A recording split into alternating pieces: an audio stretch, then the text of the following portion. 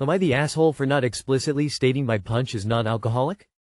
I, 25F, recently attended a potluck-style work party and brought punch, which has since caused a problem between myself and another coworker, 42F, who we'll call Sandy. Last week, my boss hosted a party at his house to celebrate the end of the busy season and a job well done. All of my coworkers and their spouses were invited, and we decided it would work well to do a potluck to offset the cost of feeding everyone, about 35 people, since not everyone who came brought a spouse or significant other. I volunteered to make a punch that I brought to previous work events that everyone said they enjoyed, as well as some fruit to go with it. This was a casual party with alcohol present, but since I have some coworkers who don't drink, I didn't add any alcohol to this punch, and figured that if people really wanted some they'd just add it themselves. Fast forward a couple hours, and Sandy is getting even louder and more dramatic than normal, and is stumbling around the party. I didn't think much of it and figured she brought her own drinks, or was adding some of the host's alcohol that was put out into something else. She suddenly fell off the chair she was sitting on, and made a big show of saying that it's because she was so drunk. She then asked me, in front of the rest of our coworkers, what it was that I put in the punch. I was confused, and told her what was in it, just a mix of ginger ale, 7-Up, orange juice, and a can of juice concentrate. And she wanted to know what alcohol I put in it, because she's been drinking it all night, and is really feeling it. I told her that I didn't put any alcohol in it, and asked if maybe someone else had spiked the punch bowl. Nobody said they added anything, and one of my coworkers who doesn't drink even said that they'd also been drinking the punch all evening, and was still completely sober. I also would like to clarify that I understand how context can matter, like if everyone else was really drunk then that can make even a sober person feel like they're loaded, but that definitely was not the vibe. Sandy was the only person acting drunk. She then got really quiet and went by herself to the bathroom. The rest of my coworkers and I exchanged some awkward glances and tried to laugh it off. She left shortly after, and I received an angry text from her about how I shouldn't have embarrassed her like that, and that now she looks like an idiot in front of our bosses and the rest of our coworkers. She's been hostile to me at work ever since, and is basically refusing to talk to me. I didn't think I did anything wrong, and most of my coworkers agree with me, but some say that I should have just let her go on thinking that the punch was alcoholic to save her the embarrassment, and I'm wondering now if I'm in the wrong. Am I the asshole? Of course you're not the asshole. Sandy was experiencing a placebo effect, not uncommon when people truly believe they're drinking alcohol. That's embarrassing, but it's not your fault. The truly a whole thing to do would be to let people believe an alcoholic punch was alcohol-free. That could really harm someone. If she makes your life hard over this, you're going to have to take it to management for mediation. It's a ridiculous thing to hold against you in the office place. How would it be any less embarrassing if the punch actually was alcoholic? Either way, it means Sandy doesn't have the sense to limit or moderate her drinking in front of her bosses and coworkers at work party. Not the asshole. Not the asshole. The reason that she looks like an idiot in front of our bosses and the rest of our coworkers is because she behaved like one and then tried to throw you under the bus for her behaviors. Not the asshole. Sandy is a drama queen, and her goal was to embarrass you and start trouble for you with the bosses. Don't feel a bit sorry for her that it backfired in her face. Great work with the paragraphs. Supremely readable. You didn't embarrass her. She embarrassed herself. What was the alternative? You lie and pretend to have spiked your punch. Not the asshole. Am I the asshole for not giving my cat back to the breeder? Backstory. We've always wanted a Maine Coon. Got one a few years ago that turned out to be a Wish.com Maine Coon. One of our acquaintances runs a Maine Coon cattery and due to lack of genetic diversity needed to rehome their 2 male cats. We were offered one of the males at an extremely reduced rate, to ensure that he went somewhere where he would A. Be treated like a prince and B. Be neutered, and not just bred again. Important context. We have a very skittish, came from a hoarding colony, seized by the council cat. She's a rescue and our little angel who can do no wrong.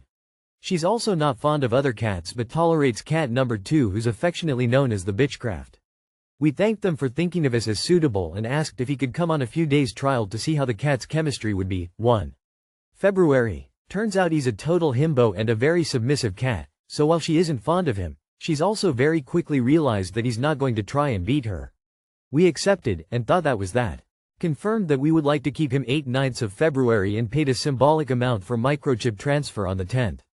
Yesterday, 19 halves, we got a message that they would like him back, for a few days, because one of their girls weren't pregnant like they thought she was. We're super hesitant, as they've only just started gelling plus he's scheduled to be neutered this coming Monday.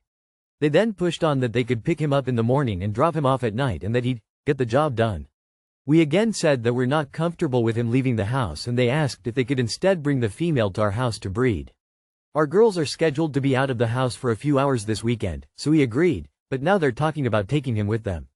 We're super uncomfortable with the whole situation since it was stipulated by them to get him neutered ASAP, and now they want him back. We're also worried they'd keep him beyond the scheduled time if he doesn't breed her, and then he'd miss his neuter. They're being super pushy and now doing some weird, "Do you know how much these cats sell for?" spiel. Our argument is that he's only just stopped calling for his old household and that our girls would lose their mind if he came back smelling weird again. He's also just a little baby cat, too, and isn't titled. Am I the asshole? Just tell them the vet had a cancellation, and since they wanted him neutered ASAP, he's at the vet's right now. Makes as much sense as wanted to go back on rehoming due to overly narrow gene pool. ETA definitely not the asshole. Not the asshole, your acquaintance is basically running a kitten mill from the sounds of it. Not the asshole. Is there a legally binding agreement to allow the breeder access to the cat until the neutering? No? Then they can touch grass. Not the asshole, I wouldn't personally give him back. They sound like unethical breeders. How many litters has he fathered? Sounds like they just want to make money after you've already paid for him. I also wouldn't trust them to return him. Not the asshole. Also, was one of the conditions that he not be bred again? They are literally breaking the conditions they set forth when giving him up. Telephone, then a final no, and to stop contacting you, then block the number. They're acquaintances, not friends.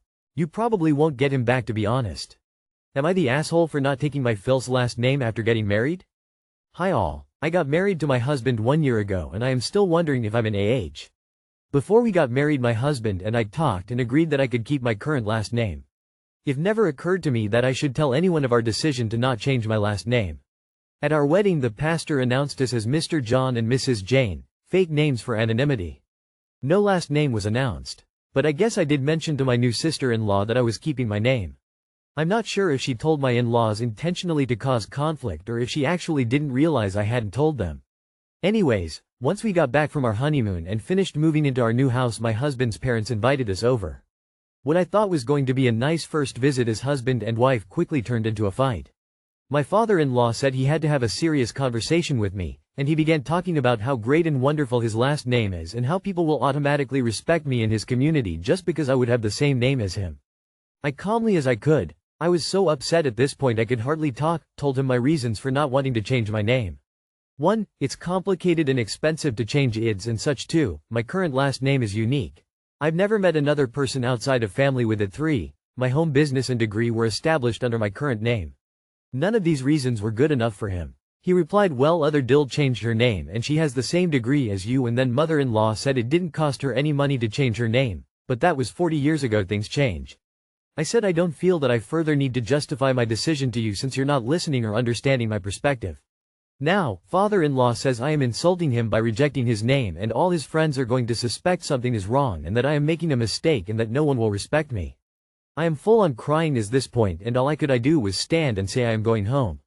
As we are walking out, father-in-law stands up and throws his hands up in a surrendering gesture saying I'm just trying to have a conversation. I think I could be the asshole for 2 reasons here. 1. For not publicly announcing my intentions to keep my maiden name, and 2.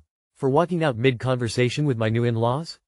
Not the asshole. At all. It's your name, no one gets to tell you what it should or shouldn't be. I'd say if anyone is disrespecting other people's names, it's your father-in-law for not thinking your name is as good as his. The fact that he was so rude in his expression of his opinion only further proves you are not the asshole for walking out and avoiding any more conflict, as most people would have done much worse. Not the asshole, but wait, where was your husband in all this? He needs to step in and establish a boundary here. It was your husband's job to handle this. He failed. Not the asshole. This isn't the 1950s. You're not chattel. You're not required to take any name. My wife didn't. No one was offended. This kind of thing stinks of patriarchy.